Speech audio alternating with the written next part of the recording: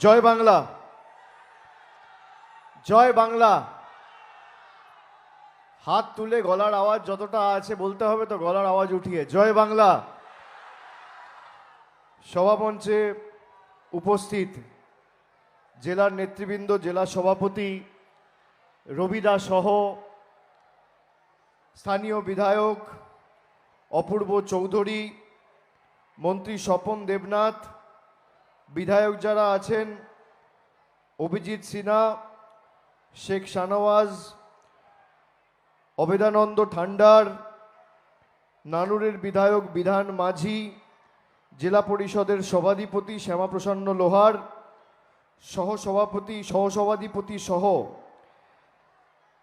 যুবর সভাপতি রাসবিহারী হালদার, ট্রেড ইউনিয়নের সভাপতি সন্দীপ বসু, মহিলা জেলার সভানেত্রী শিখা সেনগুপ্ত সহ যারা রয়েছেন, ব্লক সভাপতি সহ সর্বস্তরের দলীয় পদাধিকারী, আমি সকলকে কৃতজ্ঞতা জানাচ্ছি, প্রণাম জানাচ্ছি।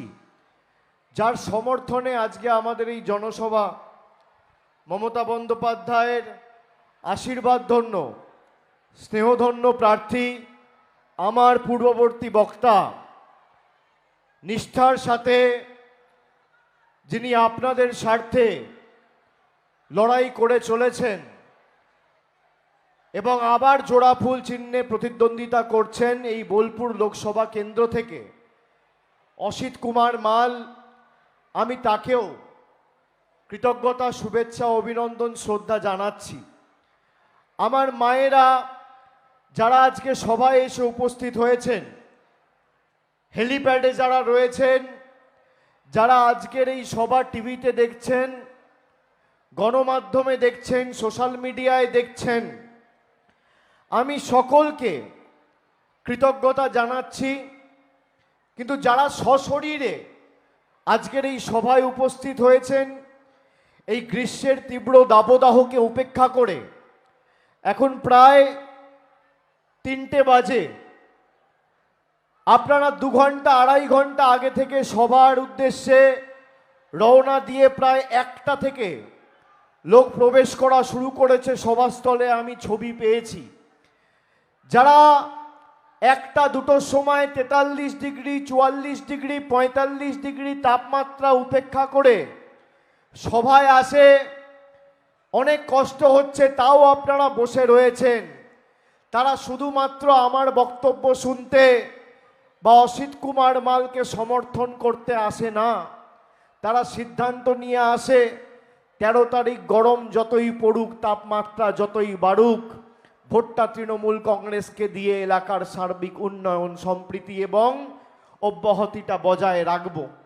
তারা সিদ্ধান্ত নিয়ে আসেন যারা 10 বছর ধরে বাংলাকে লাঞ্ছিত, নিপীড়িত, বঞ্চিত, অত্যাচারিত, শোষিত করে রেখেছে, সেই বাংলা বিরোধীদের বাংলা থেকে উৎখাত করে ছাড়ব।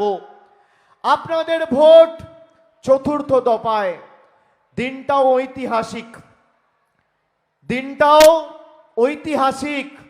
তার কারণ এই 13ই মে 2011 সালে 34 বছরের বাম অপশাসনের অবসান ঘটিয়ে আপনাদের আশীর্বাদকে পাথেয় পথ চলার প্রেরণা করে প্রথমবার পরিবর্তনের সরকার, মমতা বন্দ্যোপাধ্যায়ের নেতৃত্বে মামাটি মানুষের সরকার এই বাংলায় আমরা প্রতিষ্ঠিত করতে পেরেছিলাম। আজকে আমরা সভা করছি যে বিধানসভার অন্তর্গত মঙ্গলকোট, এই আমরা যেখানে সভা করছি, আপনি ভাবুন এই মঙ্গলকোটে 2011 আগে কি পরিবেশ, কি পরিস্থিতি ছিল।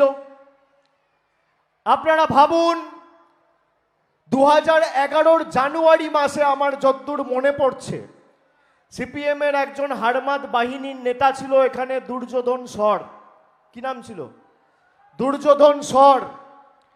সে সিপিএমের একজন নেতাকে, ফাল্গুনী মুখার্জি বোধহয় খুব সম্ভবত নাম, 2009 সালে তার দুর্নীতি প্রকাশ্যে এনেছিল বলে তাকে কুপিয়ে মেরেছিল। 2011 সালে আমাদের এক নেতা ছিল দিলীপ ঘোষ, সেই দিলীপ ঘোষকে এমনভাবে নৃশংসভাবে হত্যা করেছিল যে চোখের মণিটা পর্যন্ত খুবলে নিয়ে পুকুর পাড়ে দেহটা ফেলে দিয়েছিল।